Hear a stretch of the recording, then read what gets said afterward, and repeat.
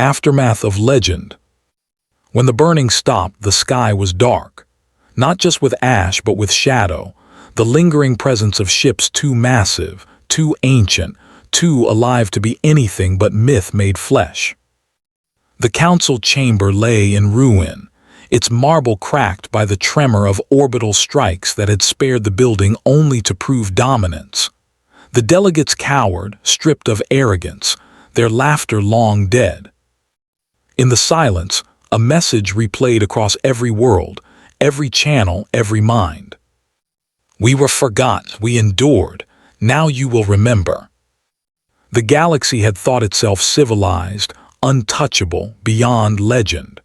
But legends had teeth, and when the humans returned, they did not come as supplicants or diplomats. They came as the storm that clears rot from the forest. The council had laughed at myths. The academies had mocked the archives. The fleets had dismissed the warnings. But all their certainty ended the night, their sky went dark. And in the ruins, the survivors whispered a truth that would echo for generations. Myths walk again, humans are real, and the galaxy will never forget them.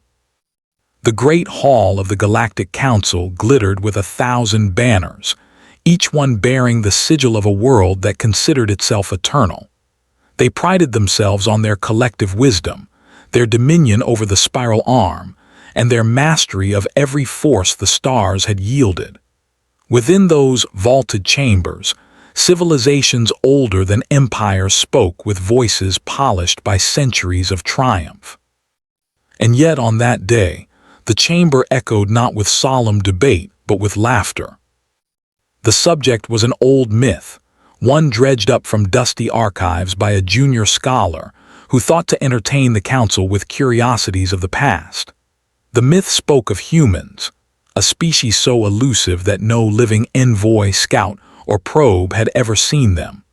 The archives described them as restless wanderers, warriors without equal, who vanished into the void before the council's forebears had even taken to the stars. Some called them angels of destruction. Others called them shadows who walked in silence, appearing only when civilizations grew arrogant. But to the council, they were nothing. Stories told to frighten younglings. One delegate jeered, his voice echoing across the chamber. A species that can vanish without trace.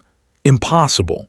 Biology does not allow for such myths, another scoffed. Humans are no more real than the fire spirits of ocean worlds, said a third. A bedtime tale for primitive minds. The laughter rolled like thunder, dismissive, arrogant. Even when the archivist attempted to read a passage describing entire fleets that darkened the heavens of their foes, the council roared with ridicule. For in their eyes, there were no heavens left to darken, no foe beyond their dominion. The myth was buried again under derision, and the galaxy went on, blind and proud. The first flicker of doubt. It began, as so many revelations do, with a signal.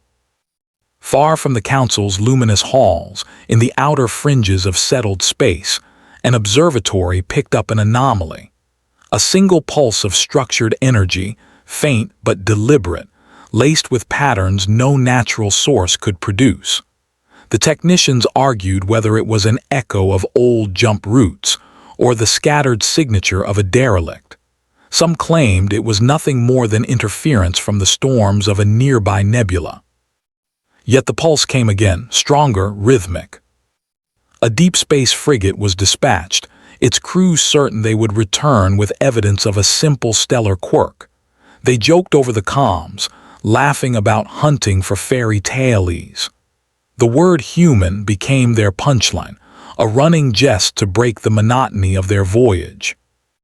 But when they reached the coordinates, the laughter began to fade. There was no quirk, no stellar storm. Hanging in the void was a shape no one could identify, vast and silent. Not a derelict, not a council design, nor any rival empire's craft.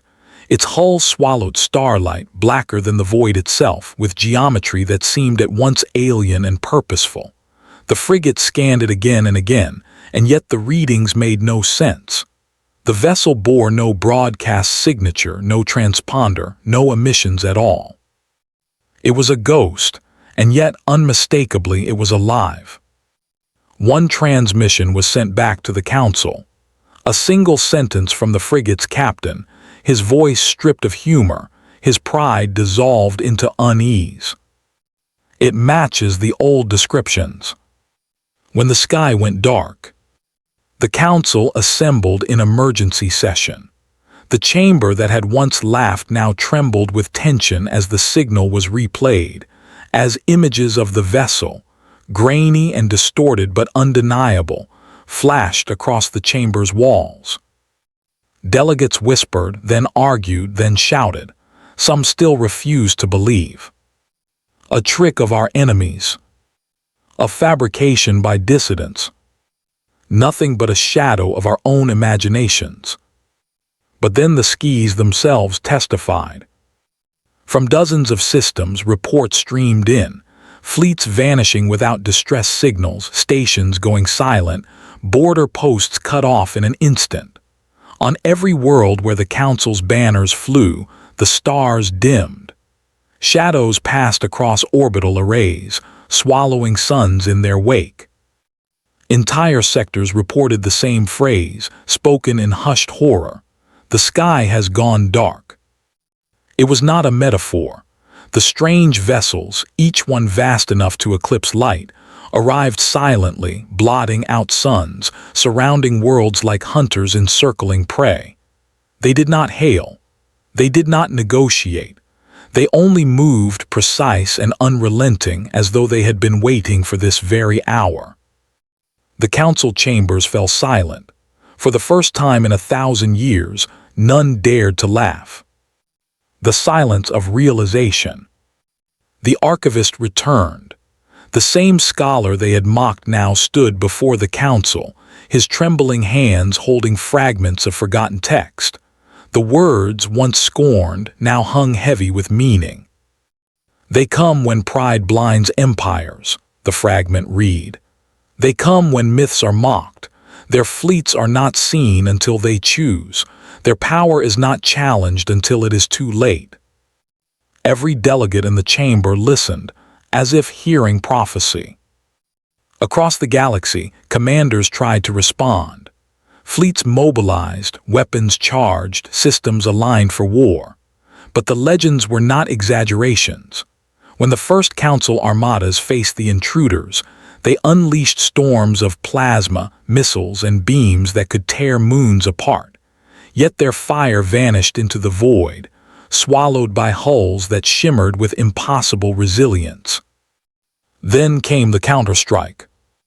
A single pulse from one human vessel silenced an entire fleet. Not destroyed, silenced.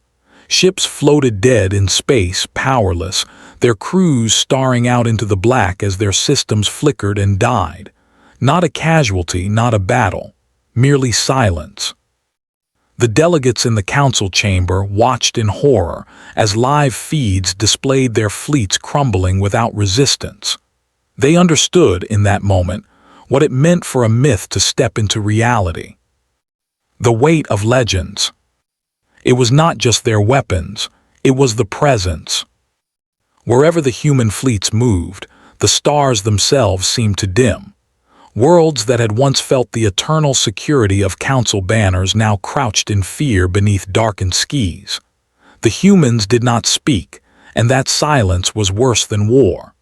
The galaxy had known conquerors, tyrants, destroyers, but none who came without demand, without declaration, without even acknowledgement.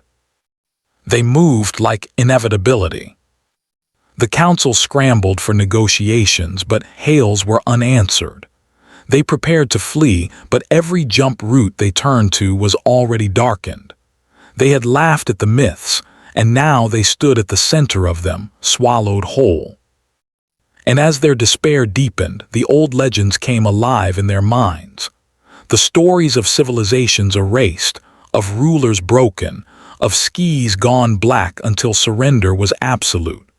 The myths they had dismissed were not warnings. They were memories, carried from the last time humanity walked among the stars. For humanity had not vanished, they had only waited. Whispers in the dark. The Great Council was silent when the final message arrived. It did not come through their systems. It did not use their channels. It came as a voice inside every mind, a whisper in the language of thought itself, clear and undeniable. We were legends because you forgot. We are reality because you mocked.